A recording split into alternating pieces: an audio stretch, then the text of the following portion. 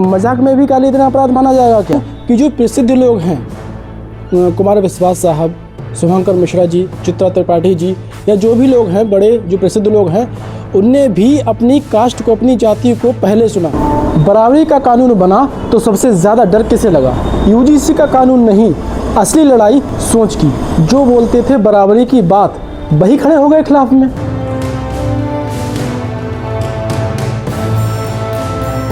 Hello दोस्तों, स्वागत है आपका अपने YouTube चैनल पर। और दोस्तों, आज हम बात करेंगे जो यूजीसी का नया राजपत्र आया है, उस पे जो विवादित मुद्दा है उसके ऊपर।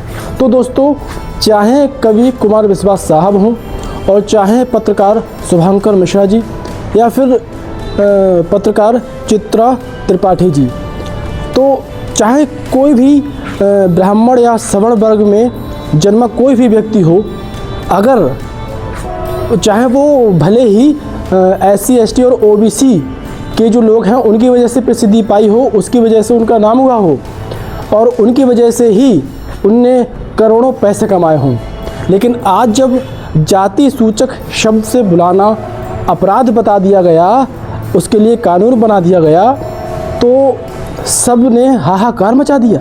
बड़ी बात यह भी है दोस्तों कि जो मंदिरों में SC ST OBC के जो लोग जाते हैं और जो चढ़ावा चढ़ाते हैं, जो रुपए चढ़ाते हैं, तो उनसे जो साधु संत जीवन यापन करते हैं, वो भी आज हम लोगों के साथ नहीं हैं। वो भी आज अपनी कास्ट के साथ हैं।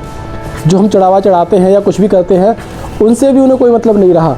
मेन बात यह है दोस्तों कि जो प्रसिद्ध लोग हैं, कुमार विश्वास साहब, शुभंकर मिश्रा जी, चित्रा त्रिपाठी जी, या जो भी लोग हैं बड़े जो प्रसिद्ध लोग हैं, उनने भी अपनी कास्ट को, अपनी जाति को पहले चुना। सरकार के नियम से उन्हें कोई मतलब नहीं है जो बना दिया। सरकार ने अगर कोई नियम बनाया है तो बहुत सोच समझकर ही बनाया होगा, लेकिन इन लोगों ने जो है वो अपनी जाति को पहले चुना। ये बड़ी सोचने की बात है। बाकी जो है वो तो है ही दोस्तों, लेकिन मुझे कुमार विश्वास साहब से ये उम्मीद नहीं थी। वो इसलिए क्योंकि वो तो भगवान श्री राम की कथा करते हैं, भगवान श्री राम का पूजा करते हैं, और भगवान श्री राम के बारे में मुझसे ज़्यादा उन्हें ज्ञान है, उन्हें जानकारी है इस बारे में। तो उन्हें तो अच्छे से पता है कि भगवान श्री राम ने कभी किसी के साथ भेदभाव नहीं किया, चाहे वो ऊंची जाति का हो, नीची जाति का हो, कोई भी कास्ट का हो, कोई भी जाति का हो। भगवान श्री राम ने सबको समान समझा है और किसी से भी भेदभाव नहीं किया। तो कुमार विश्वास साहब तो उनकी कथा करते हैं, और मुझे कोई जानकारी नहीं है भगवान श्री राम के बारे में, लेकिन उन्हें बहुत अच्छे से जानकारी है सब कुछ। तो कम से कम उन्हें तो सरकार के नियम के साथ होना चाहिए था। मतलब अब तक जो सवर्ण वर्ग के लोग SC ST OBC पे अत्याचार करते आ रहे थे, जो भी किया था उनने, वो ठीक था। अगर इसके ऊपर एक नियम बना दिया गया तो इतना ज़्यादा बखेड़ा बना दिया, इतना ज़्यादा बवाल कर दिया। अरे यार, कम से कम ये तो सोचो कि एक समानता के लिए ही कानून बनाया है कानून, कि कोई भी किसी को भेदभाव की दृष्टि से ना देखे, सबको समान समझे। अब एक बात बताओ यार, अगर कहीं, अब एक बात मानो कि जैसे शराब है, अगर वो शराब जैसे कहीं बैन हो जाती है, कहीं शराब बंद कर दी जाती है, तो सबसे ज़्यादा दुख किसे होता है? सबसे ज़्यादा जो विरोध है वो कौन करता है? वही करता है ना जो शराब पीता है। जो शराब पीता है वही तो उसका विरोध करेगा कि क्यों शराब बंद कर दी गई। हम जैसे लोग शराब पीते ही नहीं हैं, कुछ करते ही नहीं हैं, तो हमें क्या फ़र्क पड़ता है? आज बंद हो जाए, अभी बंद हो जाए, कल बंद हो जाए, हमें कोई फ़र्क नहीं पड़ता है। जब आप किसी के साथ भेदभाव करेंगे ही नहीं तो आपको डर कैसा? इसलिए दोस्तों, सरकार ने जो नियम बनाया है उस पर अमल करें, सोचें कि क्या ये सही बनाया है और सरकार का साथ दें। लेकिन दोस्तों, कुछ लोग कह रहे हैं कि अगर हम अपने किसी SC OBC और ST के जो फ्रेंड हैं, दोस्त हैं, उनको अगर हम ऐसी मजाक में गाली दे देंगे तो भी वो हम पर केस कर देंगे। तो मुझे ऐसा नहीं लगता है दोस्तों, क्योंकि ये मजाक अलग होता है। उसमें साफ साफ लिखा हुआ है कि अगर आप जाति सूचक शब्द का उपयोग करके उसे कुछ कहेंगे तो वो गाली की श्रेणी में रखा गया है, और ऐसे हंसी मजाक करेंगे तो वो गाली की श्रेणी में नहीं है।